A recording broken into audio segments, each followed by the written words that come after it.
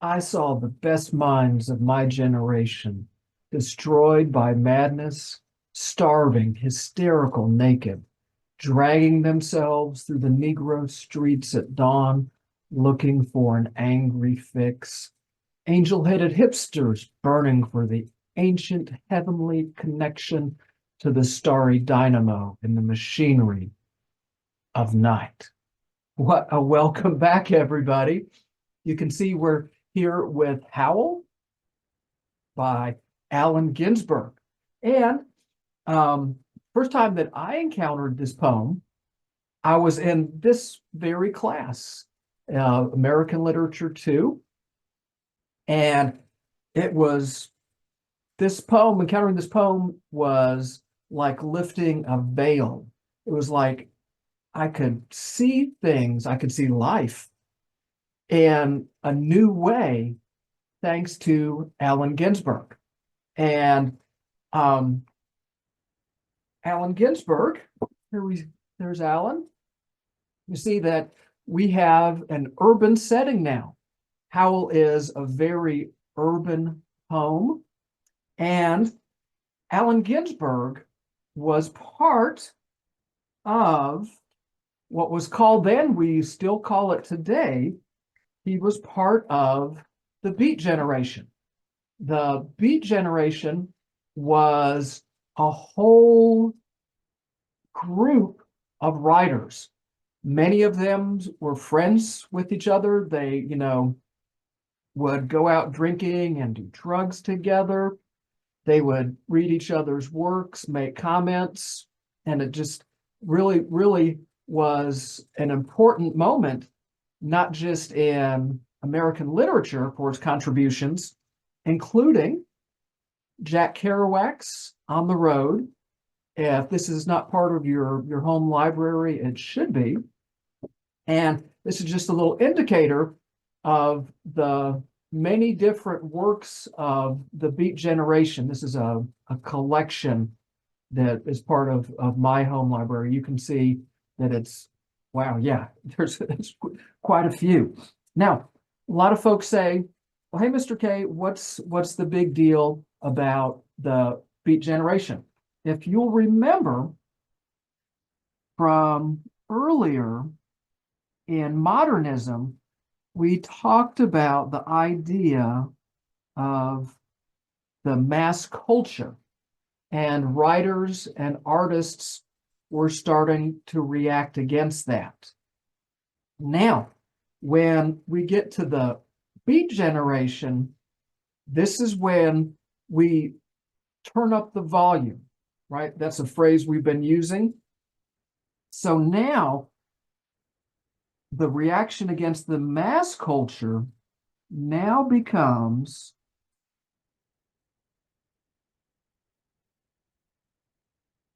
the counterculture. So what do we get from the Beat Generation? We get beatniks.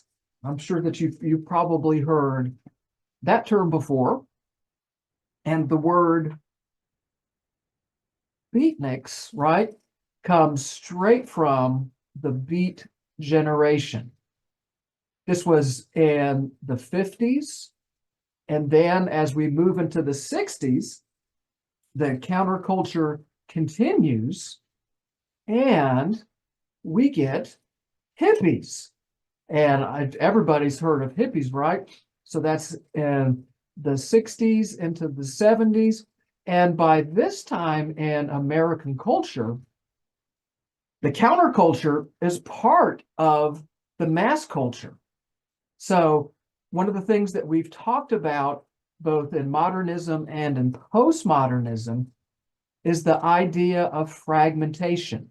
So we have the culture as a whole dividing itself up into little groups, which we have countless examples of the counterculture with us today, right? Whether you're emo or goth or a riot girl or punk or what are these guys called? I forget what these guys are called. Or this is one of my daughters told me about this when she went off to college several years ago. Furries, people who identify as an animal. Yeah. So here, these are all different examples of the counterculture, right? So the culture is fragmented. That was one of the characteristics of modernism that carries over into postmodernism, and it just becomes louder. That's one of the things, louder. Everything just is increased. Here we have the text of Howl. The poem itself is fragmented. It's divided into three different sections, and you'll notice the long extended lines here. This is Ginsberg has adopted this style from a poet that we covered in American Literature 1, Walt Whitman. This is the long extended lines that he has here. Each section has a theme, and if we were to try to summarize the theme of each section into a word, what we would do is we would say that section 1, its theme is alienation. Ginsberg feels that he doesn't fit in at, at all. The setting that we have here, of course, we're in the city, we're in urban America, and this is post World War II. And what we're seeing here is this theme of alienation, of not fitting in for Ginsberg and then other individuals within the Beat generation. One thing that we see a lot in here, you might have noticed that the language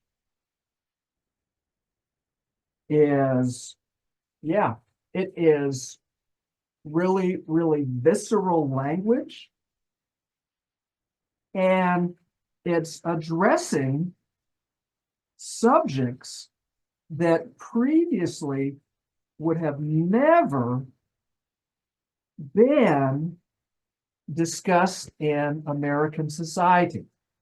When Howl first came out, it was in a small collection of Ginsberg's poetry, and it was the subject of a court case. It was judged obscene, right, which you can probably see through examples repeatedly throughout the poem, and it was banned. It went to the Supreme Court. It was a landmark court case, and the Supreme Court judged that it was protected by the First Amendment, freedom of speech, freedom of the press. So thankfully, that's why we have Howl with us today. So in this first section of alienation, here we go. Let me change pens real quick. What do we see here? We see dehumanization. That Ginsberg and his friends feel like they're not people, that they're being dehumanized by industrialization.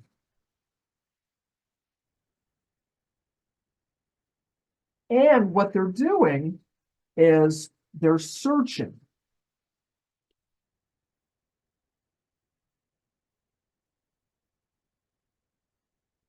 They're searching for something that they cannot find. They're searching for some type of spiritual fulfillment.